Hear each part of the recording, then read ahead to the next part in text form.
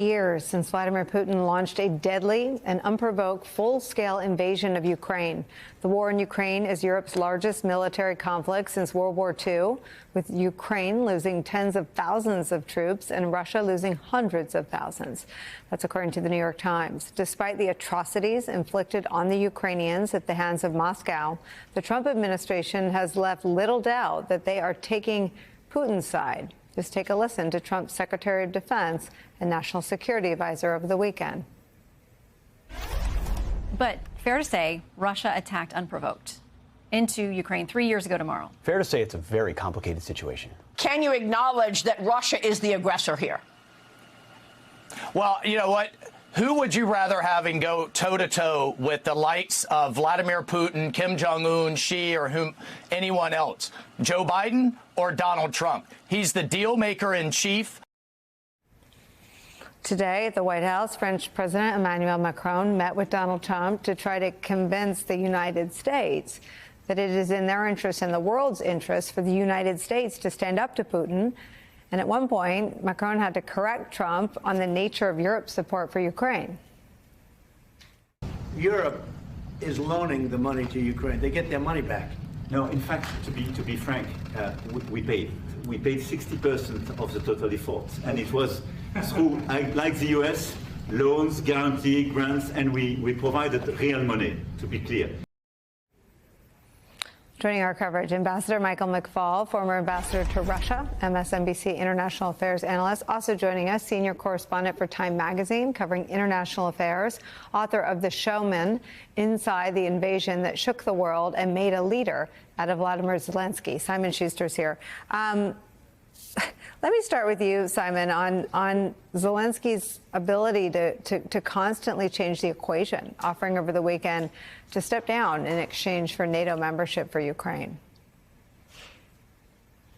Yeah, I mean, he has to also answer to his people. You know, he's negotiating with Donald Trump, but a lot of what he's been saying in standing up to Trump and in telling him that he's not going to sign these onerous draft agreements that Trump is putting in front of him, you know, he's answerable to his own people. And I think he's done a pretty strong job so far of telling the Ukrainian people that, look, I'm not going to sign away the natural resources that belong not to the president of Ukraine, but to the people of Ukraine and future generations.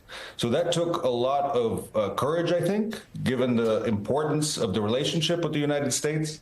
And what it's created here in Kyiv, you know, talking to officials and just regular people here, is a kind of rally around the leader effect, where a lot of the tensions that had begun to emerge between different political forces here have quieted down. And people now feel that while Zelensky is continuing to fight the war against Russia, he's also now standing up to what is supposed to be Ukraine's closest and most important ally, the United States. So that's been interesting to see here in the last couple of days. But I think now it feels like to many Ukrainians, their president and their leadership is fighting on two fronts: a diplomatic war with Ukraine's would-be closest ally, and of course continuing to fight the Russians. How bizarre is it, Ambassador McFaul, to have an American president on the world stage trying to take another country's natural resources? Bizarre is a polite word. Sad, tragic. For me as an American, it's embarrassing. Taking advantage of a country that needs us. And I do applaud what President Zelensky is doing. Like Simon said, he's maneuvering this, and he's becoming very popular back home. That is very clear. So if Trump wanted to make him popular and help him for re-election, it's having that effect. But I just got to say, this is not just embarrassing. It's not in America's national interest. Trump is alienating the entire free world by imposing these kinds of deals like this. And this makes us look weak. It makes us look like we don't care about values. And that's not my America, Nicole. That's not the America I believe in.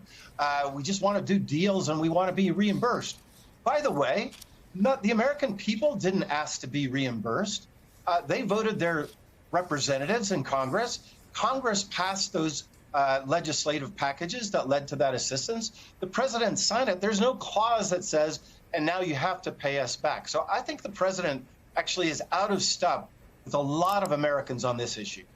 I mean, I'll play the role of the political analyst for the purposes of conversation. He is. 61% of all Americans understand the truth that Russia is responsible for the war in Ukraine, which is why you have Maria Bartiromo holding the line on who started the war. When you've lost Maria Bartiromo and you're a Republican and a Trump official, you are off the cliff. And then Quinnipiac has an overwhelming majority of Americans who don't trust Vladimir Putin. 81% of all Americans don't think Putin should be trusted. Yet that's who Donald Trump is throwing in with. How does Zelensky view this bizarre sort of hijacking of the American presidency in terms of ideology and priorities as someone who doesn't even have the American people behind him on the question of Ukraine, Simon?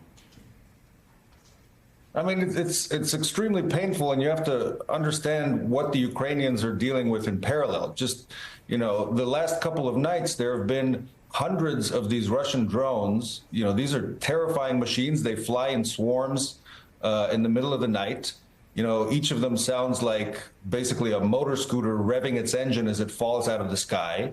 At the same time, you have, anti-aircraft weapons on the Ukrainian side trying to shoot these things down. And at the same time, you have the incoming fire from Donald Trump and many people in his administration calling the Ukrainians, the Ukrainian president, a dictator and blaming the Ukrainians for supposedly starting the war. I mean, it's a gut punch.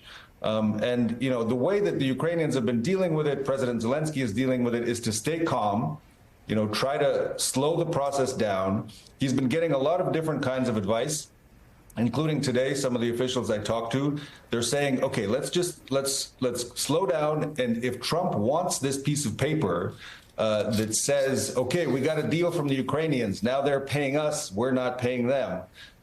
Let's give him that if that will continue some form of American aid, but let's at least make sure that this agreement, if we sign it, if the Ukrainians sign it, isn't completely onerous and colonial in nature. So that's what they're negotiating over now.